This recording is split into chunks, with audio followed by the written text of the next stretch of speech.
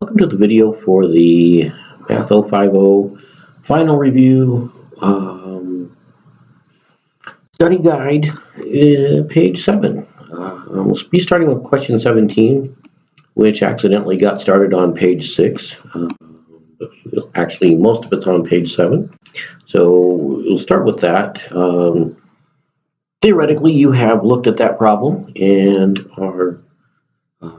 have a solution in hand. You want to just compare it to my solution. So let's go ahead with that. Casey set up a payment schedule to pay Kelly's patios to install a deck on the back of her house. Only the first 5 months are shown. So she's not going to have it paid off in the first 5 months, but we're going to see a trend in that data. So first of all, question A, which is the independent variable and which is the dependent variable? You notice one of the things is time.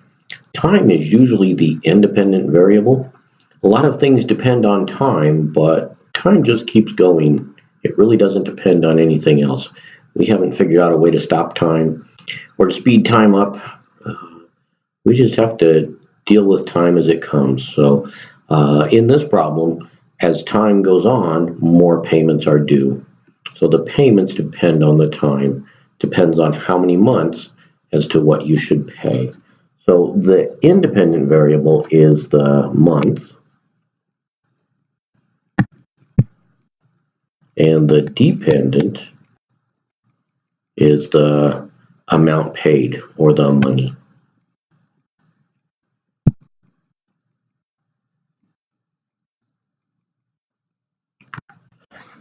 So how much was paid at 0 months? What does this represent? Actually, if you notice in the table, there were $750 paid at 0 months.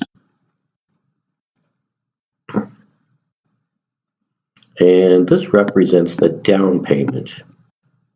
When you borrow money, you typically have a down payment,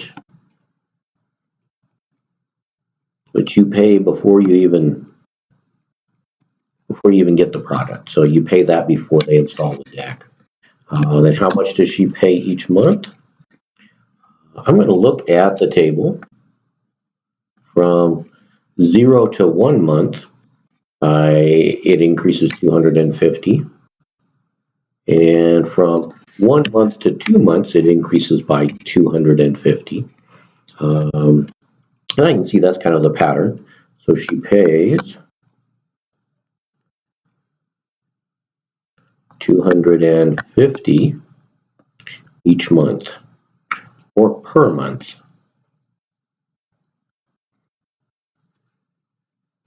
So write a formula for the total amount paid T after X months. That's actually pretty straightforward at this point. After X months, the total amount T is going to equal that $750 that she paid to start with. She's paid that right away. That's never going to change.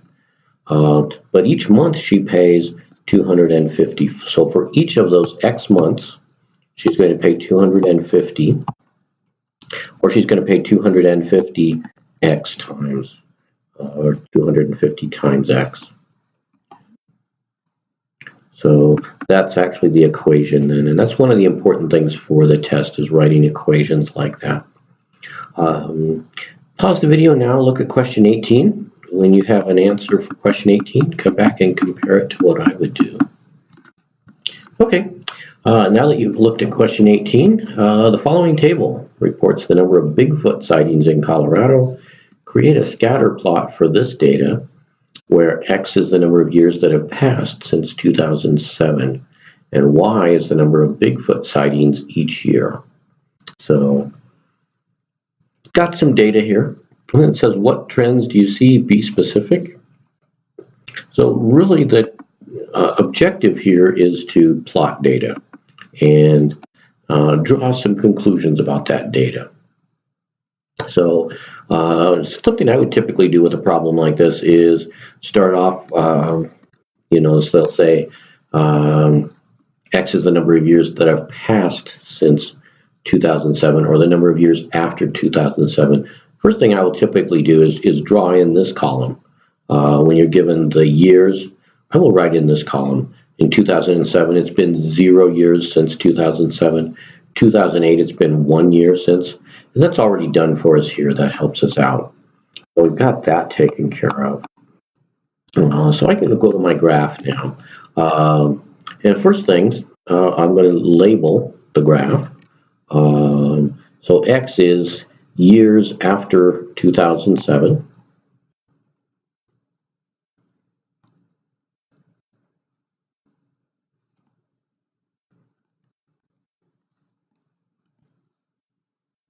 So I write that.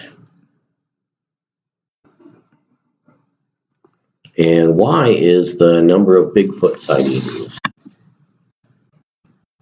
And same time, I'm going to say number of sightings.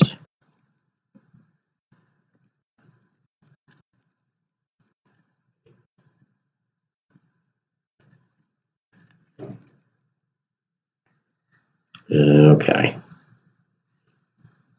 Oh, trust me, that says number of sightings. Now I have to figure out my scale. And I notice this goes 0 to 6. I could go 1, 2, 3, 4, 5, 6. If I go by ones, I will end up with having all my data on the left-hand side. So I'm going to make this one 1, just to space it out a little bit more. I'll make this one 2. That means the 6th line is 3. This one's going to be 4. This one's going to be 5. And then ultimately 6 and 7. Okay. So now I need to look at my number of sightings. And I want to see the biggest one there. The largest number of sightings is 50. So I count my spaces and I go 1, 2, 3, 4, 5, 6, 7, 8, 9, 10, 11, 12, 13, 14, 15. So if I take 15, divide 50 divided by 15, that is the same as 10 divided by 3, or 3.333. I could go every 3. I could make this one 10, 20, 10, 20, 40, 30, 40, and 50. It's kind of hard to deal with 3 though. I'm going to go by 2s. So I'm going to go by 10s, but then every 2 lines. So my lines are actually going by 5s. 10, 20, 30, 40, 50,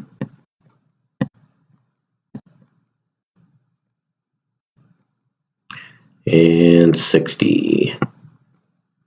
And of course I also have 70 there, but I know I'm not going to need that. So I'm going to go back and start off with 0. To point the plot, put the point 0.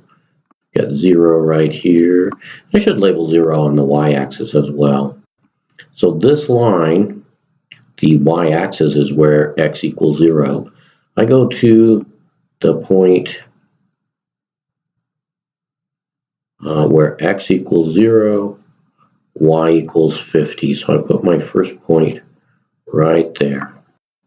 When x equals 1, I put my point at 33, which is going to be below 35. This is 35, this is 30. I'm below 35, but I'm closer to 35 than I am to 30. So I put my second point right there.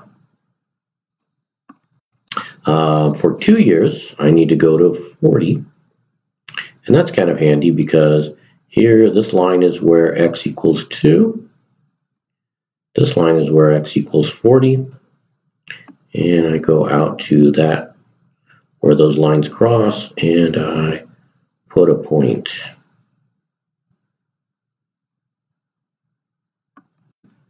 Then for 3, I go down to 13. So this line is 10. This line is 13. I'm sorry, 15. 13 is between them, but it's closer to 15. So I put my point there. And for 4, I go to 15. So that's right on the line. There's a line halfway between 10 and 20. That's where my 15 is going to be. Then I go to 5, which takes me up to 29. So I go up here to 30, and I'm just a little bit below 30.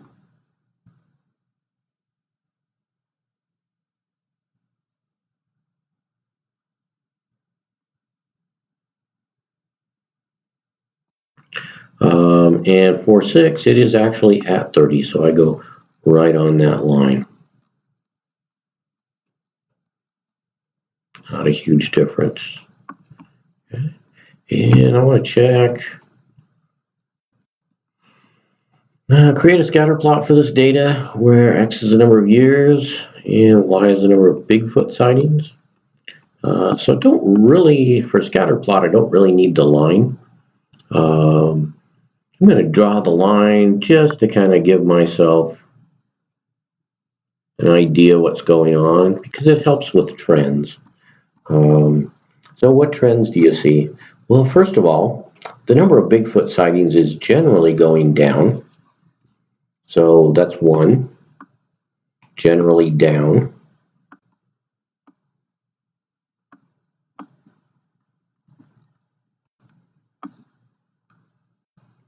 And for number 2, I'll look at that, and I'll say that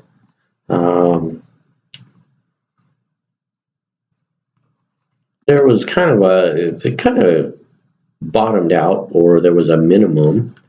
There's a minimum between roughly around 3 to 4 years. And I would write that out, but the screen, writing on the screen isn't working too well, so I'm just going to say a minimum at 3 to 4 years.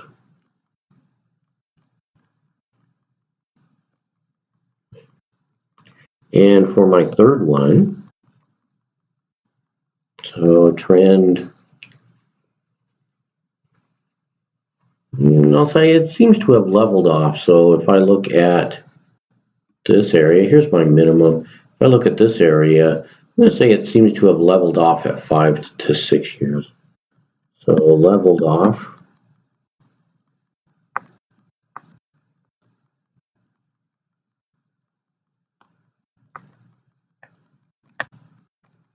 Five to 6 years. And there again, if my pen worked any better, I would write that out, but you don't need to see that. Okay. So go ahead and actually 19 is actually going to be on page 8. So go ahead and close this video and work on question 19. When you're ready, open the video for page 8 and compare your answer to mine.